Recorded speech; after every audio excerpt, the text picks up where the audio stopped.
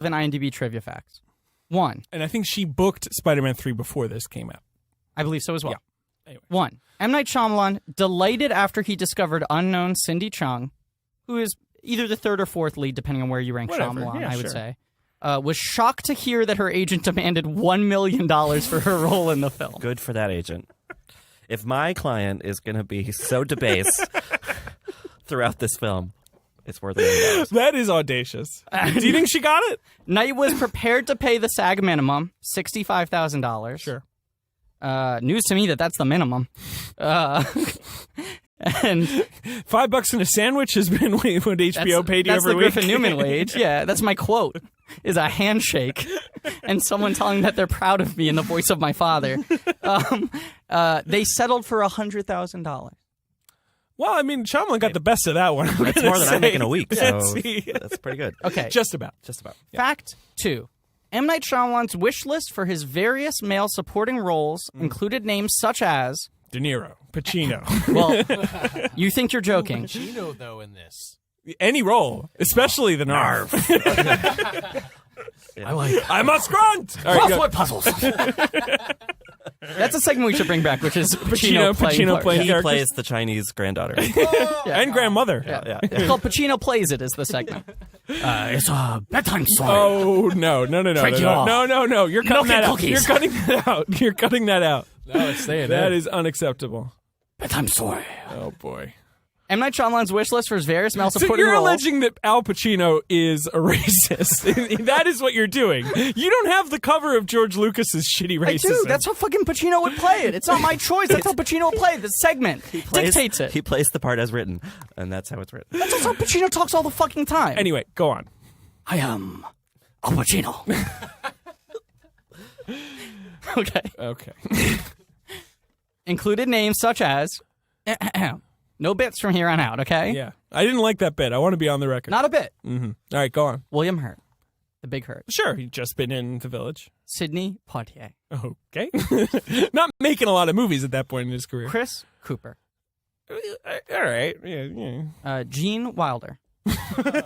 Who had not made a film in 15 years at that But point. has red hair. Has red hair. He was going to be the lady. Yeah. That's the joke I was going to make. Congratulations, 5 comedy points for getting it before me. Thanks. Terrence Howard. Okay, sort of right around Hustle and Flow time. That was 05, right? Mm-hmm. Yep. Alec Baldwin. He would have been good. Vince Vaughn. I'm noticing something about all of these names. They're all men. Ah. It did say his various male supporting roles. Oh, okay. I think Bryce Hallett had the part from the Bryce from the Hallett? get-go. Bryce Hallett. She Hallett the pot. Yeah. I think she had the part from the get-go, and all the other female roles in this film are grossly Tova Felcha underwritten. lived in the apartment building. They were just like... They built it around yeah, her. yeah. She was like the Lorax.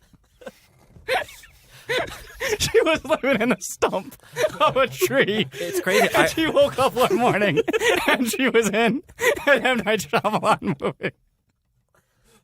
And then at the end, she kicked herself in the behind and flew into the sky. She was also voiced by Danny DeVito. That was a deep Lorax cut right there. Okay, all right, guys. We're There feeling are a a little weird amount silly of truffle today. trees in that film. Did I get through the rest of the list? Forrest Whitaker and Don Cheadle. All right. Okay. Well, it's a diverse So he was, list. yeah, that's good, but that didn't pan out. Not really. I mean, Jeffrey Wright. He got Jeffrey Wright in this movie, and we've noted before that he hadn't had a lot of diversity in his films up until this point. This film is his is most much diverse film. Yeah, to its discredit. Yeah. It doesn't work out for him really. To the glaring two stereotypes. Yeah. Yeah, and you know what? I mean, nothing's great. Even the characters like the Nothing's great. That's right. Yeah. All right. Anyway, let's go on. I have one more short fact. M. Night Shyamalan was in talks with Philip Seymour Hoffman for an unspecified role.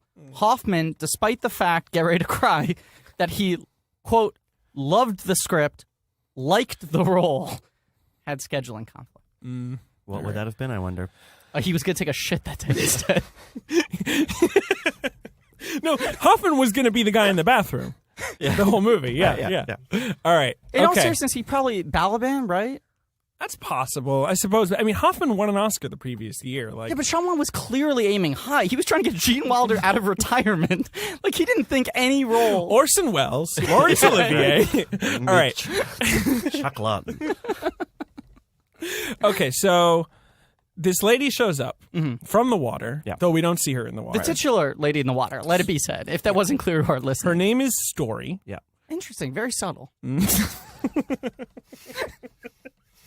Well, it's interesting to know that stupid. that in the blue world, they're just like pretentious, like they're like basically like they give their kids like celebrity kids names. It's all Paltrows. Like in her the blue siblings world. are Pilot Inspector, Audio Science Sasaman. Have I ever told you that I met Pilot Inspector? No, that's amazing. Good kid. Good kid. Oh, that's cool. Good It kid. was such Bad a role. bummer. Bad role. That's why you spin off podcast is Good Kid, Bad Role. I talk about good kids and bad movies. Yeah. And I get put on a watchdog list. So Welcome to my podcast about kids. what happened? Kids I like. Guys, I have a question. I have a question for you. I have a question. Griffin's kids I like. Kids I got my Griffin, eye on. enough about the kids. Today we're talking about boys. God damn it. I have a question. Yes. What happens in the rest of this movie after she shows Well, so up? basically he turns on the No idea. Ben is shrugging his What shoulders. Yeah. happened? he turns on the old Chinese lady and she starts spouting the story. She does. Right? In dribs and drabs. There's and we should talk about halfway through the movie because the Chinese lady is like, oh yeah, like there's She seems a little reticent at first to divulge this myth. and then the granddaughter's like, well you need to appear more innocent to my grandmother because she's used to telling this story to children. Yeah. Paul Giamatti then just starts gets milk all over his beard and rolls around on a couch in front of her. He's got a milk mustache. Like kids do. I believe I have a screenshot of it because I was so horrified. Yeah, that's good for the I'll dig that listeners. up. And that was an IMDb trivia fact that the amount of milk on his mustache changes every time they cut. Right. Which I think is notable because it's like they didn't even try to keep up continuity. It felt like every new take, M. Night was like, let's throw some more milk on there. There wasn't enough. Not enough milk. Really play with the space, you know. The space on your upper lip. But if the guy with one big arm was not an indication enough, this scene with the milk is the indication that this movie is like off the rails bonkers. Guys, Yes. It's a bedtime story. Okay. It's a bad bedtime story. Bedtime story is usually very clear, one singular narrative, no B stories, just kind of like a very simple arc that you It's can just follow. Tova Felch.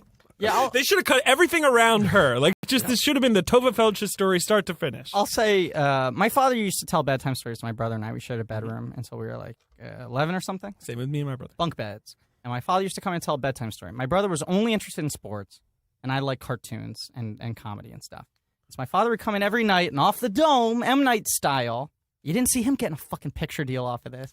But M. Night style, he'd come and he'd sit on the floor, and he'd try to tell a story that weaved together our two interests. And he had a really good formula, which is let me pick an athlete, and then let me pick a really cartoonish characteristic.